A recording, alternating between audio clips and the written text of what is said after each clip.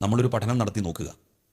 ഇപ്പോൾ MDMA കൈവശം വെച്ചതിന്, കഞ്ചാവ് കടത്തിയതിന് ഒക്കെ പിടിക്കപ്പെട്ട ആളുകളെ പരിശോധിച്ചാൽ അവരെല്ലാവരും മദ്രസകളിൽ പോയിട്ടുണ്ട്. ലഹരി കേസുകളിൽ പിടിക്കപ്പെടുന്നവരൊക്കെ മദ്രസയിൽ പഠിച്ചവരാണ്, മദ്രസയിൽ പോയവരാണ് എന്ന അദ്ദേഹത്തിന്റെ ഈ കണ്ടെത്തൽ അസ്ഥാനത്താണ്, അടിസ്ഥാനരഹിതമാണ്. അതിനുള്ള ചില കാരണങ്ങളുണ്ട്. ഒന്നാമത്തെ കാരണം, ഏത് രേഖയുടെ അടിസ്ഥാനത്തിലാണ് KT ജലീൽ ഇങ്ങനെ സംസാരിക്കുന്നത്? ഇത് പറയാൻ KT ജലീലിന്റെ കയ്യിൽ എന്തെങ്കിലും രേഖയുണ്ടോ? ഞാൻ ഈ സംസാരിക്കുന്നതിന്റെ തൊട്ട് മുമ്പ് ഞാൻ കണ്ട ചില വാർത്തകൾ പോലും വായിച്ചപ്പോൾ അതിൽ പോലും ഇതര സമുദായങ്ങളിൽപ്പെട്ട ധാരാളം ആളുകൾ ഇത്തരം കേസുകളിൽ നിരന്തരമായി പിടിക്കപ്പെടുന്നു. ചില എക്സാമ്പിളുകൾ നിങ്ങൾ കാണുക. കളമശ്ശേരി കഞ്ചാവ് കേസ്, പ്രധാന പ്രതി അനുരാജ് പിടിയിൽ, 3ാം വർഷ വിദ്യാർത്ഥിയാണ്. ഇത് നോക്കൂ നിങ്ങൾ, ബംഗളൂരുവിൽ 75 കോടിയുടെ ലഹരിവേട്ട, 35 കിലോ MDMA-യുമായി ദക്ഷിണാഫ്രിക്കൻ യുവതികൾ അറസ്റ്റിൽ. ഇനി നോക്കൂ, കൊല്ലത്ത് 10 ചാക്ക് നിരോധിത ലഹരി പദാർത്ഥങ്ങളുമായി ഒരാൾ പിടിയിൽ. ഇരവിപുരം വാളത്തുങ്കൽ സ്വദേശി ജോർജാണ് അറസ്റ്റിലായത്. ഇനിയും നോക്കൂ, കോഴിക്കോട് MDMA-യുമായി 3 പേർ പിടിയിൽ. അറസ്റ്റിലായത് നൈജിൻ, മിഥുരാജ്, രാഹുൽ. 78 ഗ്രാം MDMA കണ്ടെടുത്തു. ഇങ്ങനെയുള്ള വാർത്തകൾ നിരന്തരമായി വന്നുകൊണ്ടിരിക്കുമ്പോൾ ഇവരൊക്കെ മദ്രസയിൽ പോയവരാണോ KT ജലീൽ സാഹിബ്?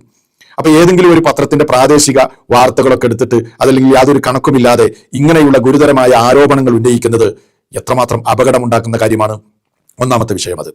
ഇനി രണ്ടാമതായി നമ്മൾ മനസ്സിലാക്കേണ്ടത്, ഇങ്ങനെയുള്ള ആരോപണങ്ങൾ നിരന്തരമായി മുസ്ലിം സമുദായത്തിന്റെ മേൽ ആരോപിക്കുന്നത് ആരാണ്?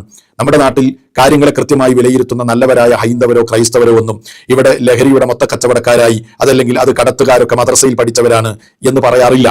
മറിച്ച് ഇതൊക്കെ പ്രചരിപ്പിക്കുന്നത് ഇസ്ലാമിനോട് ശത്രുത കാണിക്കുന്ന യുക്തിവാദികൾ, നിരീശ്വരവാദികൾ, അതേപോലെ സംഘികൾ, അവർക്ക് ഓശാന പാടുന്നവർ, അവരുടെ ആശയത്തിന്റെ പ്രചാരകർ, അവർക്ക് സപ്പോർട്ട് നൽകുന്നവർ, ഇവരൊക്കെയാണ് മദ്രസയെ സംബന്ധിച്ച് നിരന്തരമായ ആരോപണങ്ങൾ ഉന്നയിക്കാറുള്ളത്.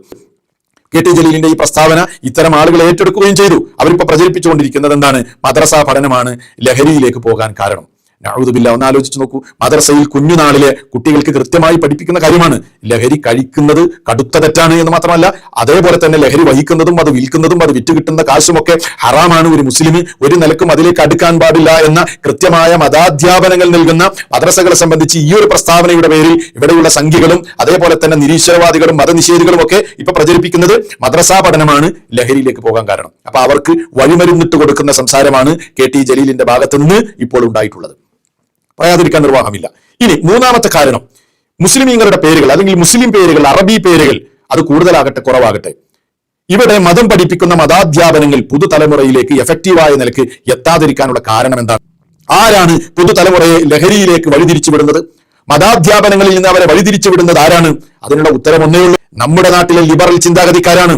ഇടത് കപട പുരോഗമനവാദികളാണ്. യാതൊരു സംശയവും